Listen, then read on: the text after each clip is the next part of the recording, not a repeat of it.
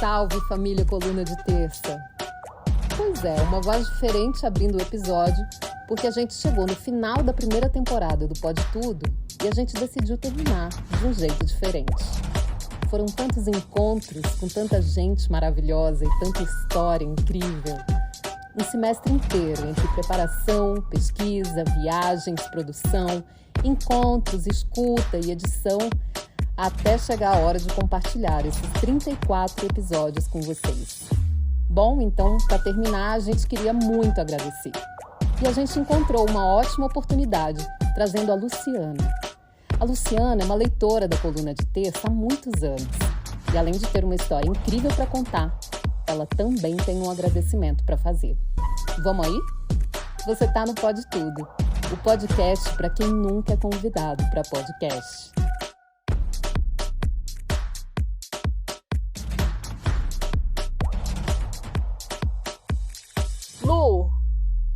Luciana, estamos aqui nesse lugar tão bonito hoje, nesse dia ensolarado, delicioso, aqui em São Paulo. E eu quero te agradecer muito de você ter topado bater esse papo. Eu que agradeço, é uma Eu honra. queria te perguntar se você sabe o que é um podcast. Sei, acompanho vários, eu adoro. Quais são os que você gosta? Ai, eu gosto muito de True Crimes. Adoro. Eu gosto de Inteligência SA. Eu gosto, geralmente, podcast que leva pessoas que falam, psicanalistas, aquelas pessoas que analisam comportamentos humanos. Eu adoro isso, me fascina muito. Você escreve, Lu? Não escrevo, mas eu gosto muito disso. Eu não escrevo por preguiça, né? Se eu colocar assim no papel algumas ideias, vai. Hashtag fica a dica. Né? Mas é porque eu não tenho um tempo para mim ainda, né? Minha vida é muito corrida e eu não tenho um tempo de falar assim, não, essa é o meu momento da minha atividade, porque o dia que eu fazer isso, eu tenho certeza. Eu acho que você pode começar a experimentar, porque essa curiosidade pelo comportamento humano, de repente, com esse cabelo de fogo que me dá uma ideia de uma cabeça fervilhante. Sim, nossa, eu falo que se eu pudesse estudar, eu faço muitas coisas. Tudo que eu olho e acho interessante, eu vou lá e faço. Gostava de mexer com cabelo. Então eu comecei a pintar o cabelo, fiquei careca algumas vezes, aí eu falei assim, não, por que eu não faço um curso?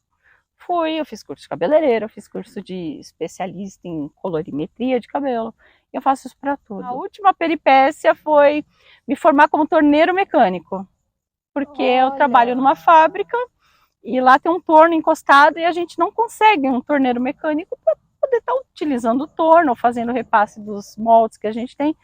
Eu olhei e falei assim, nossa, isso aí tá aí parado, não, vou dar uma utilidade. Me matriculei no curso, fiz curso o ano todo, o ano passado todo, e me formei como torneiro mecânico. Você vai virar presidente do Brasil.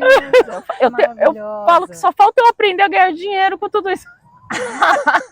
Porque muita coisa eu já faço. Agora vamos monetizar isso. Eu ia te perguntar com o que disso tudo que você está efetivamente trabalhando hoje. Eu tenho uma microempresa com a minha mãe, né? Que a gente faz peças para máquinas de café expresso. Então, por isso que eu tenho a formação de barista, tudo.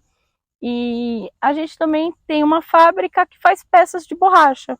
Então, eu gosto muito mais da parte da fábrica, que é a parte, a mão na obra. Entendi. Pôr a mão na massa, sujar de graxa, rebarbar a peça, que é o que mais faço. E é isso que eu faço. Eu gosto muito mais, porque meu filho, por exemplo, trabalha conosco, né? Ele é um excelente vendedor, igual a minha mãe. Só que a minha habilidade é uma habilidade de pegar com as mãos e fazer alguma coisa. Que maravilhosa. Eu adoro. Então, já estamos sabendo que você tem um filho. Me conta mais um pouquinho. Você já está contando tudo de você, assim, mas... Eu sou tagarela. Seu filho tem quantos anos? Meu filho vai completar, agora em abril, 25 anos. Eu fui mãe adolescente, engravidei dele aos 14 anos e foi pesado, porque eu não tinha rede de apoio nenhum, né? Fui expulsa de casa. Então imagina, fui expulsa de casa, fui morar com o pai dele, né? Eram 2 adolescentes, porque na época eu tinha 15, ele tinha 17. Então assim, eu não tinha aquele instinto materno para ser mãe tão jovem, né? Nunca foi uma coisa que... E quando, meio que por imposição, eu fui obrigada a ter, né? Porque, vamos lá, 14 anos, para a família do pai da criança foi, tudo bem, vocês são jovens, isso acontece. Para mim foi, você abriu as pernas, desculpa o termo, mas era isso que falavam, você abriu as pernas, agora você tem que pagar por isso. E na hora, não, você tem que ter a criança, você vai ver, vai dar tudo certo, mas quando a criança nasce, cadê? Todo mundo pode, né? É muito fácil falar, tem a criança, porque as pessoas são profeto. Saiu da mãe, acabou, ninguém quer saber como essa criança vai ser cuidada. E assim, meu filho tem os problemas psicológicos dele, porque imagina você ser criado por 2 adolescentes. Só que eu fiz o melhor que eu podia. Eu assumi a responsabilidade, eu cuidava muito bem dele, sempre amei demais meu filho, eu vivi por ele, assim. Então, assim, ele foi a minha vida até literalmente ele fazer 18 anos, que foi quando eu engravidei da minha menina. Porque tem quantos anos? Agora ela vai fazer 7. Uau. Então, assim, 18 anos de diferença, ele já estava namorando e pensando em sair de casa. Então, quando ela tinha 2 anos, ele se casou. Ele é casado há 5 anos. Então, assim, é aquela... Nossa, é muito diferente, porque ele é enorme, adulto, e ela é pequenininha. Então, assim, é bem diferente, né? Dizem que, tem que ter filho próximo, né? Porque quando a mãe é adolescente, eles falam que vai entrar um, vai sair, vai entrar... Eu tinha tanto medo disso, eu tinha pavor, nossa senhora, não quero me encher de filho, não, né? E fui ter a outra menina quando ele estava com 18 anos, assim. Então, tipo, eu vivi por ele, eu vivi para ele. E depois eu falei assim, poxa, agora que ele já é um adulto e vai fazer a vida dele, eu vou fazer a minha de novo, né? Que ainda dá tempo. Nossa, total, Lu. E assim, hoje a gente está vendo que muitas coisas estão sendo faladas, né? Sobre uma mulher, uma menina engravidar muito jovem. A gente está vendo muitos casos acontecerem aí.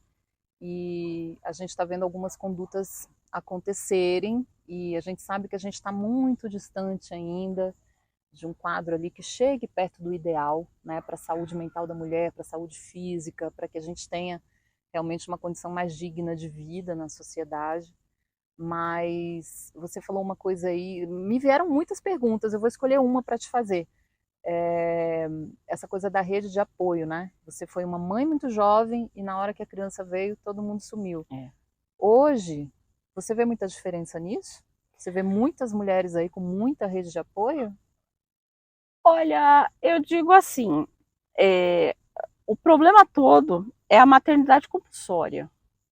Tem muita mulher que ela nem exatamente quer ser mãe, mas a sociedade meio que casou, tá morando junto com a pessoa, quando vem o bebê, entendeu? E às vezes tem mulheres que elas acabam falando, tá bom, quero ser mãe.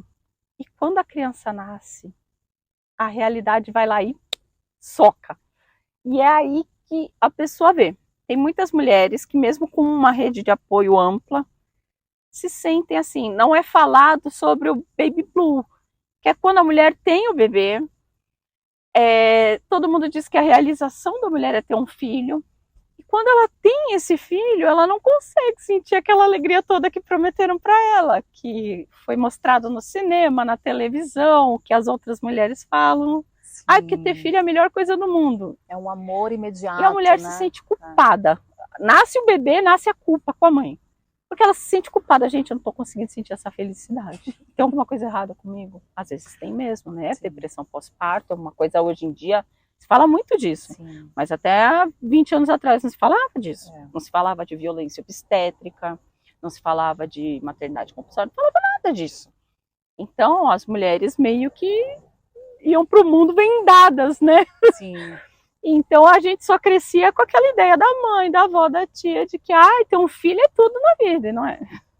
Então, assim, a mulher se sente culpada muito por isso. Então, às vezes, mesmo com uma rede de apoio ampla, a mulher ela não consegue, ela cria expectativa naquela realização que quando a criança nasce ela não sente. Então, tem marido, tem sogra, tem mãe, todo mundo ali cuidando. E mesmo assim ela se sente sozinha, porque a maternidade é a solidão mais completa, mais absoluta que uma mulher pode sentir na vida.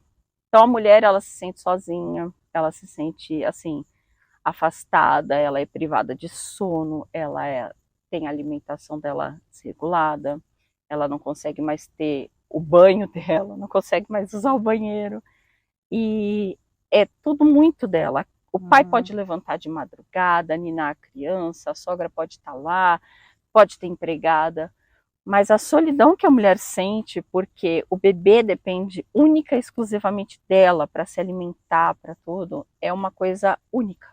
Mas eu acho que você falando tudo isso, assim, me vem uma percepção de uma pessoa que elaborou muito essas experiências, né? É. E eu costumo falar que eu tenho 40 anos, mas eu já vivi 8 vidas numa só. Eu já fui muita coisa, sim. Mas eu admiro muito a minha mãe. A minha mãe, ela só foi se dar conta que ela sofreu um relacionamento abusivo depois de 44 anos, quando meu pai faleceu. Olha lá. Então, assim, foram 44 anos de uma dependência emocional absurda. E era uma tortura não só para ela, né? Porque eu fui criada num ambiente totalmente tóxico. Meu pai era um homem extremamente machista, era mulherengo, ele era infiel, ele era desrespeitoso. Então, tudo que você imagina de pior, assim, era o meu pai. E a minha mãe, coitada, no começo ela tinha dependência financeira, emocional, mas com o passar do tempo, a minha mãe cismou, depois de não sei quantos anos fora do mercado de trabalho, eu vou voltar a trabalhar. Então ela foi auxiliar contábil, ela entrou para ser auxiliar contábil. Ela ficou, em poucos meses, virou líder do chefe, virou a chefe do contas a pagar. Sim, sim. Porque ela desempenhou um papel sensacional. E tudo que você ensinava para minha mãe fazia. Então, assim, a gente... Eu saí de casa muito cedo. Então, eu perdi essa conexão com a minha mãe por muito tempo. E aí a vida aos poucos foi aproximando. Eu acho que eu só fui ter essa conexão quando meu pai faleceu, que aí a gente pensou, né, mulher que era tão dependente emocional assim, né, da vida, até o que ela comia. Você sabe o que minha mãe pediu para comer? No dia do enterro do meu pai, a gente enterrou meu pai, ela falou assim, me leva no McDonald's, porque eu sempre tive vontade de comer um lanche do McDonald's e seu pai nunca deixou. Gente, isso, eu chorei. Eu não chorei no velório inteiro do meu pai. Eu chorei, porque você vê a que nível chega a pessoa. Minha mãe gostava de comer peixe em posta. Meu pai não, eu não gosto. Você vai comer o peixe frito porque eu como peixe frito. Até o que minha mãe comia era o que meu pai deixava. E aí, a gente vai amadurecendo, passa a época da rebeldia, né? Já, você quer controlar minha vida, essas coisas. E aí eu fui me aproximando da minha mãe. E eu conheci uma mulher que eu não conhecia. Eu via a minha mãe sempre triste, chorando, sobrecarregada, estressada, nervosa, irritada, gritando. E eu conheci uma mulher maravilhosa. Então, assim, que delícia. Adoro. Minha mãe adora uma balada, uma música alta, uma festa. Minha mãe nunca foi de beber, assim. Mas a minha mãe sempre gostou muito de festa. E eu vi um brilho no olhar da minha mãe que eu nunca tinha conhecido. E eu consegui me conectar com a minha mãe graças a essa proximidade. Que eu conheci uma mulher que eu queria que aquela mulher tivesse me criado. Que linda, Lu. Eu tô encantada por você e por mim a gente ficava aqui o dia inteiro conversando, porque eu acho que você né, vai abrindo aí, você vai tirando histórias incríveis. Assim. Eu sempre fui tagarela. Que maravilhoso. Eu sou aquela pessoa que se senta do meu lado no ônibus e fala, bom dia, nossa, hoje tá quente, né? Nossa, menina, tá aqui, né? Eu sou mala velha. Eu tentei tirar minha vida a primeira vez aos 12 anos. E foram 5 tentativas depois disso. E um pouco depois que eu tive a minha filha, eu tive burnout. Eu voltei a trabalhar quando ela tinha 9 meses. E aí eu não estava conseguindo lidar, porque assim, eu vivi sozinha a vida toda. Me separei, vivi sozinha com o meu filho. E do nada apareceu o pai da minha filha. Ele queria estar com a gente, queria ser pai, e eu não estava conseguindo lidar. Aquela coisa, o menino que foi criado só para estudar, né? Eu sempre faz tudo, sempre cuidei de mim, do meu filho, reformei a casa, troquei o chuveiro. E ele não tinha, nossa, ele não conseguia cuidar nem dele. Então eu estava assim muito sobrecarregada, porque eu estava tentando voltar ao meu trabalho, às minhas atividades, cuidar da criança, cuidar da casa, cuidar de um rapaz que não conseguia cuidar nem de si. Estava muito complicado e eu comecei a ficar muito adoecendo. Eu comecei a adoecer, muitas dores físicas, eu não sabia o que era. E comecei a pensar em suicídio, porque eu não aguentava mais ver com tanta dor. Era uma enxaqueca tão grande que eu não conseguia ouvir meus pensamentos, assim. Era desesperador, eu chorava de dor dia e noite. Eu ia trabalhar com dor, eu chorava de dor, a criança chorava, chorava junto de dor. Então, assim, é muito difícil viver com dor.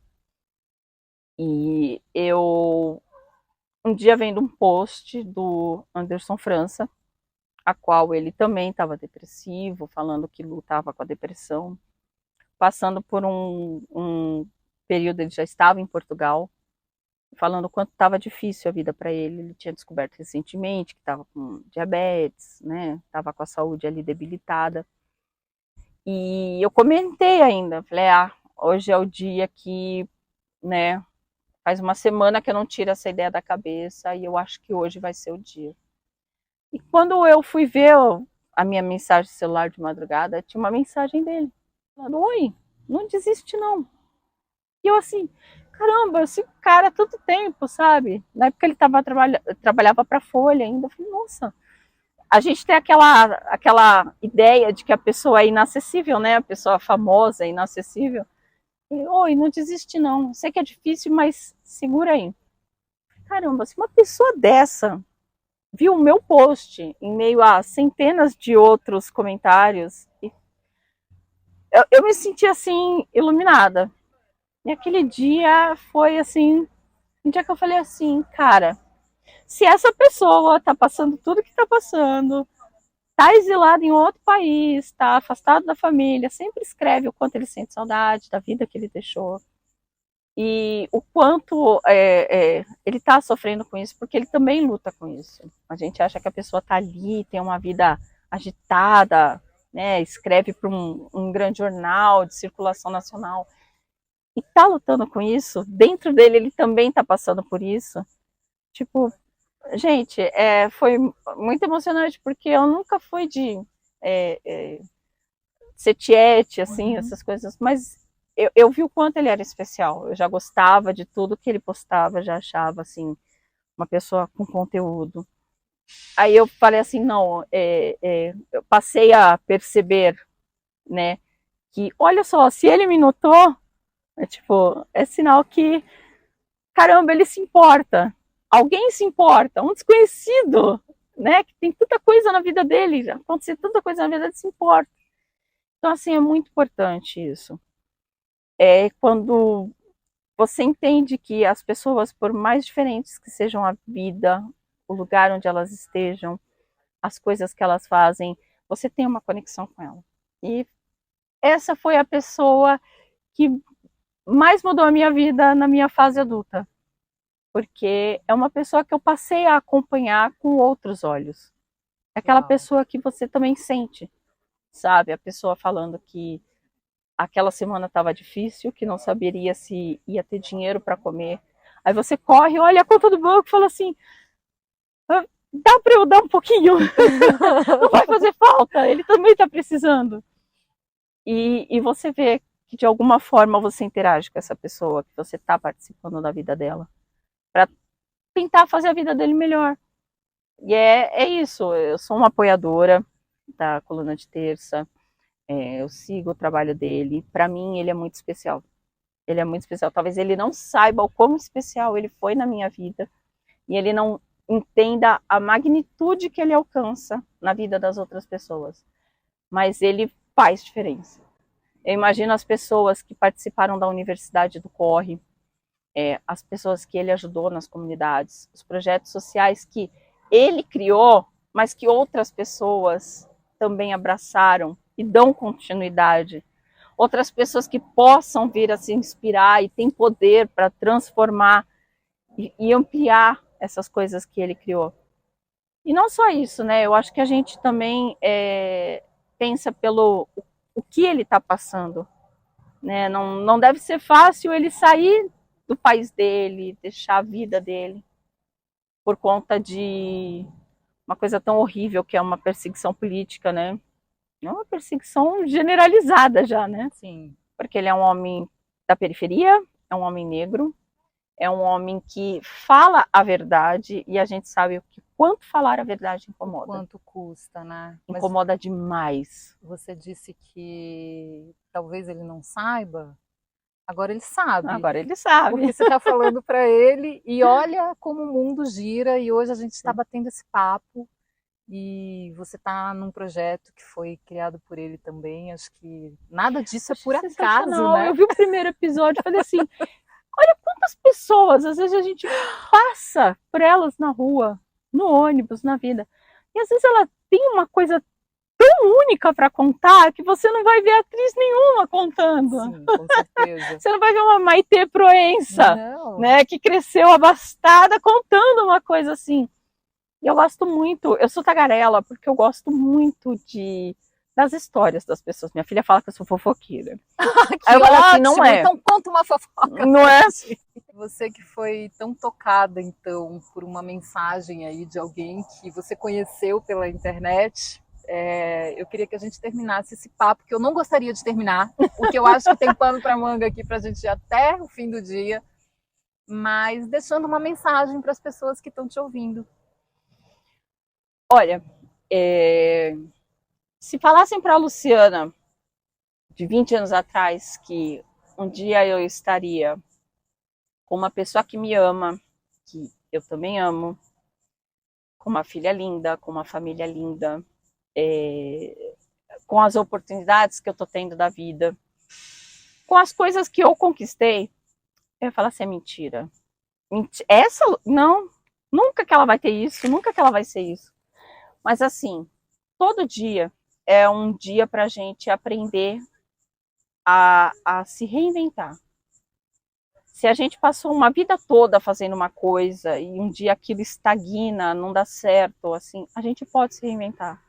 Eu falo que se eu tiver 80 anos e tiver sã, eu vou querer estar fazendo alguma coisa. Eu vou ser aquela velhinha que vai estar matriculada num curso de TI aos 80 anos. Porque eu acho que enquanto a gente está nesse planeta, a gente é capaz de aprender tudo. E a gente é capaz de aprender qualquer coisa nova. Então, assim, por mais difícil que os dias sejam, por mais que aquele dia você fala, hoje eu vou desistir, segura. Deixa aquele dia passar, fala, não, hoje vai passar. E nem que seja assim, vai levando um dia de cada vez. Mas sempre pensa assim, amanhã eu posso acordar e aprender uma coisa nova, ou me reinventar, e a minha vida vai mudar. Porque a vida muda mesmo. A partir do momento que a gente acredita que a gente é capaz de aprender e fazer qualquer coisa nova, a vida muda. Que linda, Lu. Eu posso te dar um abraço de Pode. obrigada? Ai, tô apaixonada por vocês. E tem uma pessoa que a gente precisa agradecer também, porque isso que tudo está acontecendo, porque a Carol... A Carol, graças a Carol. jogou lá do Rio de Janeiro pra gente fazer esse encontro. Não desliga não, vem pra cá. Agradeço muito, Carol, o convite. Acho que foi uma das coisas mais honrosas da minha vida, de verdade. Eu acho que o Anderson passa por tanta coisa que quando chega uma mensagem de amor dessa, eu fiz questão de vir e queria fazer isso pessoalmente. Obrigada por ter aceitado o nosso convite. Anderson, você é muito amado, você é muito necessário. Obrigada, Eu que agradeço, gente.